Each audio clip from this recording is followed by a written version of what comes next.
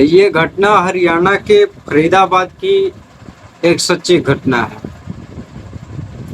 एक लड़की अपने पिता के सपने में आती है और वह यह बोलती है कि पापा मुझे यहाँ से बाहर निकालो और घर ले चलो।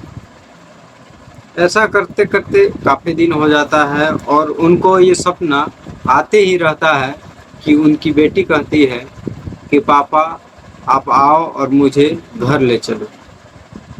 इससे परेशान होकर लड़की के पिता जाते हैं और वह लेडीज ऑफिसर के पास केस दर्ज करवाते हैं कि मेरी बेटी खो गई है, मिल नहीं रही है। केस दर्ज होता है तो वहाँ पे जो पुलिस होते हैं वो कुछ सीरियस नहीं लेते हैं इस केस को, तो इस केस को क्राइम जांच को दिया जाता है, जिससे कि वह काफ़ी मेहनत करते हैं, बहुत कोशिश करते हैं। इसके बाद वह लड़की मिल जाती है। उस लड़की का नाम है तन्नू राजपूत। इस कहानी की शुरुआत एक शादी से होती है। इनका शादी हुआ था 21 जून 2023 को। शादी हुआ, सब कुछ ठीक ठाक ही चल रहा था, लेकिन लड़के को लड़की पसंद नहीं आई।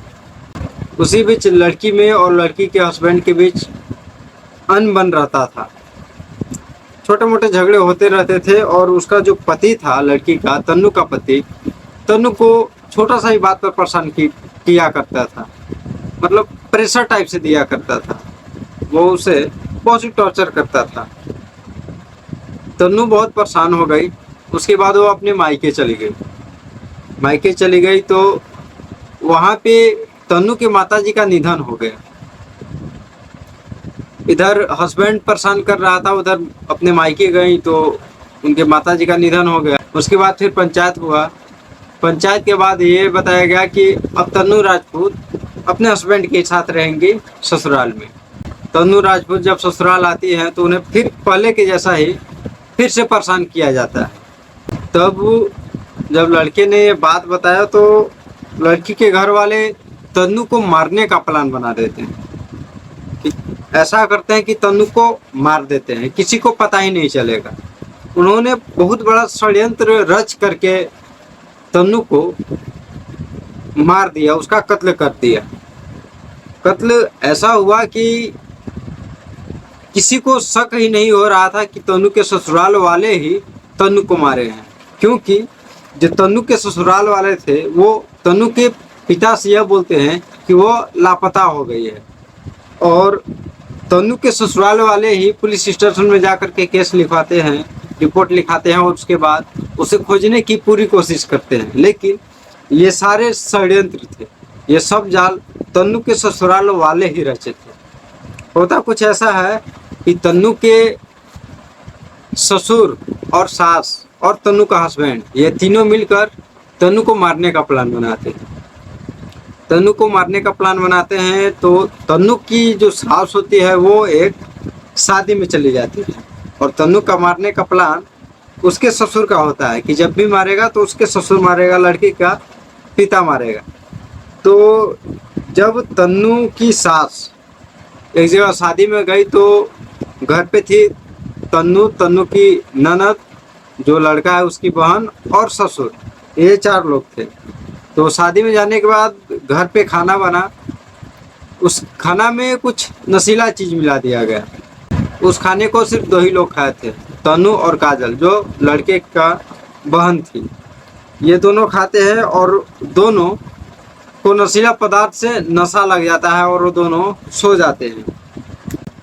जब देख करके आता है तन्नू का पति कि ये नींद में हो गई तो वह अपने रूम से नीचे आ जाता है। नीचे आके अपने पिता को यह बताता है कि तन्नू सो गई है नींद से, अब उसके साथ जो करना है आप उसका कर दीजिए।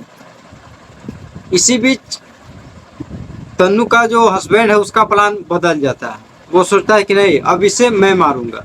पहले से प्लान था कि नहीं, तन्नू का ससुर ही मारेगा, लड़के का पिता ही मारेगा तन्नू को, लेकिन अब उसका प्लान चेंज हो जाता है। वो कहता है कि मैं मारूंगा और वह उसी के कमरे में जाता है, अपने ही कमरे में। उसके बाद उसके साथ दुर्व्यवहार करता है, नींद में गलत काम करता है और उसे उसी के दुपट्टे से गला घोट देता है। गला घोटने के बाद वह अपने घर के सामने जहाँ पे वो रहता था वहाँ पे पानी उनी निकलने का जगह नहीं था, नाली वाली का, तो वहाँ पे सोखता सारे लोगों के दरवाजे पे सोखता था, तो गड्ढा उड्ढा रहता था, तो वो भी सोखता बनवाने के लिए गड्ढा खुदवाया था। उसी गड्ढे में तनु को मार करके उसी में डाल करके ऊपर से माटी डाल देता है। जब सुबह उसका जो काम लिया था जो मिस्त्री लेबर, वो लेबर और मिस्त्री आता है तो बोलता है कि भैया आपने गड्ढे को भर क्यों दिया, तो वो बोलते हैं कि हमारा प्लान चेंज हो गया है, सोख्ता अब नहीं बनाना है, जो तुम्हारा काम है वो करो और इसे बराबर कर दो। तो लेबर मिस्त्री बराबर करके चले जाते हैं। उसके बाद तनु के जो पिता होते हैं उन्हें ये बताया जाता है कि तनु लापता हो गई। अब तनु के पिता काफ़ी परेशान हो जाते हैं, वे बार बार पुलिस स्टेशन में जाते हैं और रिपोर्ट लिखवाते हैं, उनसे मांग भी करते हैं कि जल्दी से खोज दीजिए मेरी बेटी को।